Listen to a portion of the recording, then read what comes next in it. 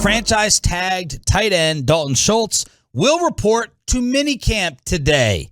No deal imminent, but contract talks have picked up in recent days. Schultz already signed his tender, locking in an $11 million salary for next season if there is no deal by July 15th. So, RJ, we're kind of seeing this now in the NFL. Lamar showing up, Kyler showing up, and now Dalton Schultz to the mandatory mini camps. Yeah. So, you got guys showing up. We got guys showing up around the league. Whether or not they have contracts or not, whether or not they're looking for those deals or not, like Lamar and Kyler Murray, and now Schultz. And look, this is, to me, part of getting a new contract, the one that you want. I know a lot of people like to say, like, let's just stay away and, scare them into giving you one, which is the safe way to do it. Like, there's no chance of an injury. There's no chance of injury when you stay away, but I also think, I wonder if teams view it as, hey, this guy's putting work in, yada, yada, yada. But I just laugh at Dalton Schultz. Like, who is Dalton Schultz to be holding out? Like, you had two pretty nice years. No one knows. Dalton Schultz can walk into any mall in the Metroplex. He can walk into any building, and no one knows who the hell Dalton Schultz is. No NFL fans outside of DFW know who Dalton Schultz is. And now you holding out for your next big contract? I thought he was going to be happy. Some guys are still happy getting franchise tagged. They're like, whoa, I'm going to make the average of the top salaries in the NFL. I thought that Schultz was going to fall in that category, but no. He's like, I want the big payday, and I deserve it. I'm going to demand the big payday, not just the 1 year for $11 million. I'm turned off by it. I have a sour feeling towards it.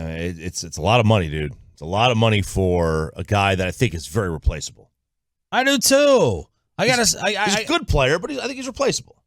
Yeah, in terms of like explosion or big time game breaking plays, is Dalton Schultz capable? Can he give you? That's what we were excited about with Jarwin, right? Down the field, run after they catch a little bit before he got hurt. And Dalton Schultz, again, reliable. There is value in reliability. Don't get me wrong, but taking a little bit far here, man. Tony Pollard reportedly being going to be used a little bit more in the receiving game, in the passing game, taking snaps at the slot. A little bit more, whatever it takes, that he's ready for it. But he is working two positions in practice. The hybrid role, they say, is a lot like it was for him in college. So Tony Pollard apparently going to be used more in the passing game, which tells me a couple of things. One, they need more help at wide receiver than they initially thought. And two, it means they're going to give Zeke more carries. And I'm not sure I like either one of those options. Tony Pollard, with his receiving numbers at Memphis. 29 catches for 300 yards. Oh, man, it's like Jerry Rice. 36 for 536. Woo! And 39 for 458. So I don't know how many times I can remember Tony Pollard running patterns. Right? Yeah. But we saw the same story with Saquon the other day with Brian Daboll. Yeah. We brought it up yesterday. They're moving him around. Did the same thing at Penn State. You used to running backs just catching the dump-offs and little short safety net passes. Like, they're at the closest level. Dalton Schultz is then your safety net at that medium level. But apparently, at least they want to finally get Pollard some more touches. Hey, at least so. At least they refused to do last year. Yeah, and look, I mean, when a running back is out there, the running back isn't winning routes. Like more often than not, it's just their dump offs or their little, they just get to the other side of the line of scrimmage, and they get a dump off pass. They're not winning routes against a DB the way a CeeDee Lamb would. So it's like you can basically throw a lot of guys out there that could catch, and they could do that job.